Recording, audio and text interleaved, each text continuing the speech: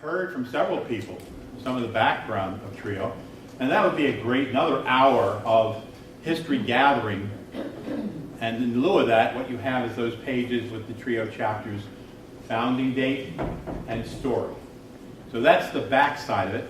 What I'd like to do right now is just walk through the new strategic plan that TRIO's board passed yesterday morning right here in Pittsburgh. So just stepping through quickly to let you see what this is all about. This will be the subject of communication to your chapters, and we'll have it up on the website too, so every individual member can see it too, if they're interested. So walking through it quickly. Here we go. Our overall mission did not change. It's still a nonprofit international organization committed to improving the quality of lives touched by the miracle of transplantation through support, advocacy, education, and awareness. What does that mean? Look at the vision, and it is explained on our website under About, and so I'm not going to read that all to you, but it just explains what each of those terms mean. So everything in the strategic plan is in support of course, our mission and our vision. And so the overall framework of the strategic plan is focused around a simple four-goal structure. And we had one of our members at large, Will Oler, act as a facilitator for us in putting this together. And he did this for industry, so he was a professional at it. He volunteered his services. He flew up to Philadelphia. We had an in-place meeting for an evening. And then we went back to phone calls between the committee and eventually kept drafting, put it before the board, discussion, voting, and like I said, formalized just yesterday. So the focus area was increase the capital resources of TRIO, which include both the human and the financial aspects of it, to enrich the internal communication so that what we have to offer is understood by and available to all our members, to instill that one TRIO culture, and I think we're almost there, and finally goal 4, to ensure TRIO's strategic plan's effectiveness, which means how are we going to monitor this and make sure it doesn't become that file in the file cabinet or the book up on the shelf that somebody wakes up 10 years from now and says, oh, we had one of those. And so you'll see that as we step through. First goal, increase human capital. First, the human side. The objective was to grow the membership base, to reach out to recover inactive names as members. Currently, we're about 800 members, roughly. We have a database that dates back a good 10 years, which has 5,000 names, addresses, telephone numbers, and statistics on people, the organ type, things of that nature. Most of those are garbage at this point. People died, people moved, people don't have that phone number anymore, etc. But what I've been insisting as president, that we don't throw that away. We've got to somehow go through that one more time with some volunteers and giving it back to the chapters to work those that were associated with their chapters. The problem is there's a lot of people in there associated with chapters that don't exist anymore. I don't know how many of those we could recover if they knew what TRIO was today and where they are in their lives today. But I think we should at least ask them and put something in front of them so they can make another decision. And then if there's no chance, we can't find them, they say no, fine. They come out of the database and we get down to whatever is a realistic database that we can communicate with. So grow the number of TRIO chapters. We're working on 2 chapters right now, Baltimore and Seattle, who have recently incorporated with the TRIO name. They have not gone through the chartering process yet, but it's kind of exciting. After years of steady, sometimes decline, we've got 2 new chapters coming on board sometime in the near future, and in turn, generally growing the number of new members, both through the resources we're giving chapters, Transplant Presentation Library being one example, or getting members at large who are not geographically close to a chapter, but to sign on. And then become our challenges, how do we get those services to them? How do we provide them with a support group when they don't live next to a local chapter? And so we have Will Oler and one of our board members, Lou Reardon, working together on that, trying to find some leadership and forming what we're calling a virtual chapter. Maybe using technology to provide the services that you get in a local chapter. I'm not going to go through all the detail in here. I just want you to know, like we talked this morning, if there's goals, objectives under the goals, and written plans of how to do it, measurable, so that we can come back and say, whoa, we're slipping on that, we're not doing it. Well, what do we have to change to make it real? Or are we on target, etc. That's all about using that database and volunteers to get to those people to see if we can recruit them again. Again, these will be available on the website, so you can look at it in more detail, certainly. Growing the number of chapters. We have 13 chapters today, plus Japan chapter, our 14th, our international chapter. Potential of having 15 sometime soon. Wouldn't I love to find in that database a number of people in the geographic area where there was a chapter before, but it just drifted, and we find somebody who's willing to reach out to their friends and come back. Or they morphed into another organization for whatever reason. And maybe we can get them to see the value of a network under a national organization again. Just some ideas there. But is Japan the only international? There's one over in Italy someplace, and we don't have any communication with them. I can't even find them on the website, but I think they're still around. When you do Google search on Trio in Italy, you find that there's groups by the name of Trio, they're bands, stuff like that. So we don't have any contact. Yushi is our contact for many years over there. He's got a strong chapter that's still doing Trio under that mission. That's the only other one. There was some talk some time ago. There's a lot of transplant unity down in Australia, for example. And we were, JT's idea, since he went down to the World Games there, was to see if we could not build a relationship and eventually develop a chapter in Australia. Has not taken off, to be honest. I was at the transplant games here too in Australia. They did increase their donation though. Oh yeah, that's what it does when they come there. But we have not been able to move forward to get them to get involved with Trio and become a Trio of something, okay? The financial resources, the objective was to improve financial position and stability. And so we have some subgets there of increasing overall net income annually by 10%. And controlling operating expenses, two obvious ways to do it. Bring in more money, don't spend as much if you don't have to. And so we have detail under that, and that's what we're going to be measuring against, just so you know. And so an event like this, our goal is to manage it within budget. So there's a budget that goes before the board for approval based on what we hope we can bring in as far as sponsorships. We give away to members as scholarships, food, any other expenses like the bags, something else I'll show you in just a minute. And so managing that within that, as opposed to coming back after it's over and say, well, we overspent by $10,000. Oh well, it doesn't work anymore. Enriching the internal communications being the goal, the objective to support the other goals and objectives with effective internal communications to all our members. And to do that, we have our various communication vehicles that you're familiar with, lifelines, the email blasts that go out to anybody that'll give us an email address. And there are chapters that say, none of our members want to see your e-blast, so we're not giving you email addresses. With 200 members, how can that be true?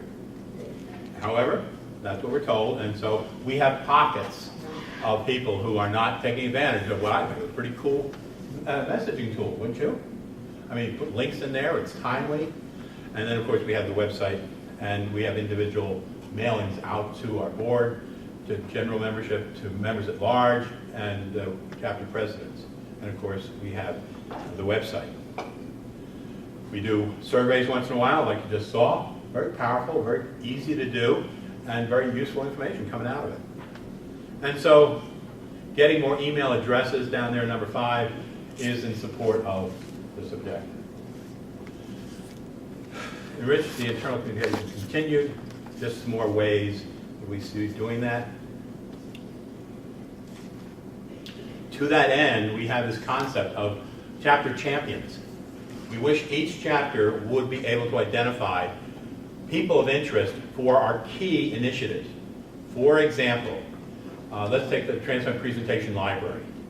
It goes out every month with a new topic. We publicize it and everything, but I'm sure that in many chapters it's not publicized enough for people really to accept that.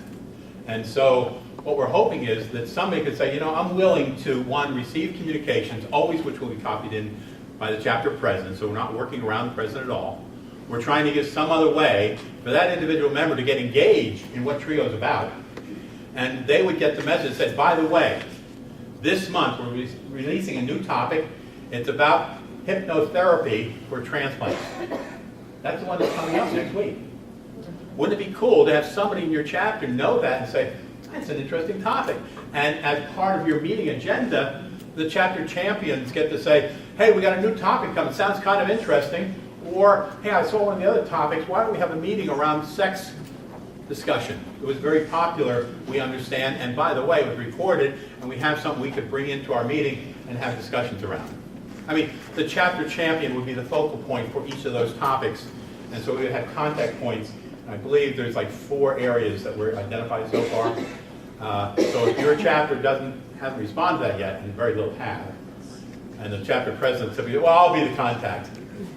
Okay, but we're trying to spread it out for you, help you get a way of getting more people engaged, and not having you get overburdened with all this work. So work with us as best you can. You know your group. Okay. Oh, I'm sorry. The one number 8 there. Something we haven't started yet, but we have a group which include past presidents of national, also who've been presidents of chapters, who are going to start building a stronger regular relationship with chapter presidents by having a call with them with an agenda of 1 or 2 topics to talk about that are critical at this time, and soliciting feedback from the chapter presidents that we can come together at the national level and see how we can help. So Elizabeth, myself, JT are the 3 I'm talking about right now, and we've got to document that process, put it in place, and it'll be a phone call every 6 weeks or something to your chapter president and just have a conversation for a half hour on the phone. Simple. And still the one TRIO culture, we still have that challenge that we have chapters that when they go out for their membership to pay dues, there's 2 boxes to check. I'm a local chapter member, I'm paying my $10 dues, and there's another box that says I want to be a member of national. I'm paying $10 for that. There's no such thing. You're either a TRIO member or you're not. The dues are whatever you as a chapter decide to charge. But for each member, you owe national for all the support you get there, $10. You want to charge $1, okay, send $10 to national. You want to charge $50 and get away with it, by all means, send $10 to national.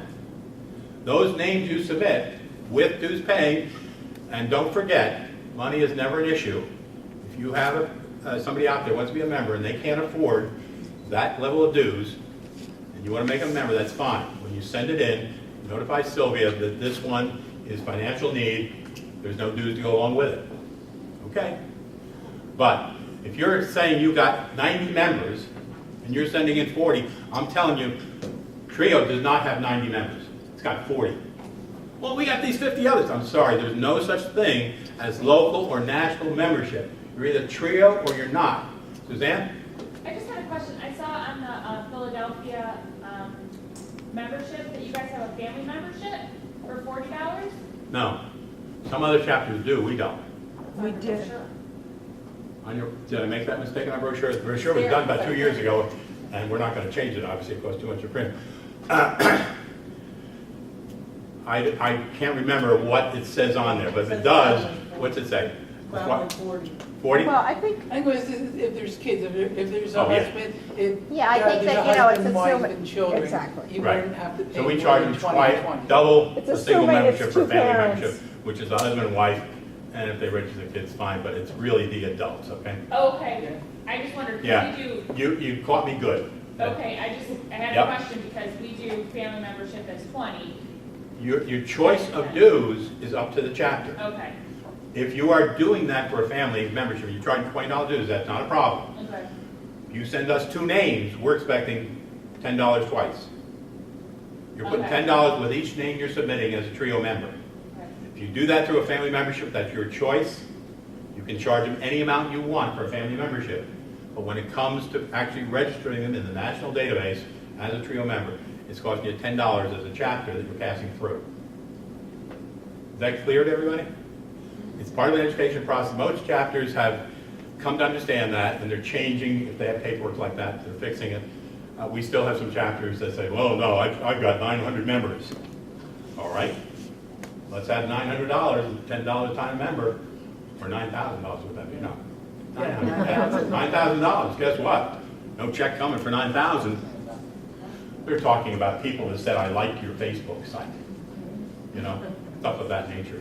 Well, they're not really Trio dues-paying members. So that's what One Trio is all about. And increasing membership engagement using Trio services, publicizing what we do for being a Trio member. And so the One Trio culture has a number of educational aspects to it to carry that out. Increasing membership engagement in using our services. We've got all these services. And so, for example, recently we came to realize that transplant presentation library, which grew from the simple concept of one a month in a 3-ring binder.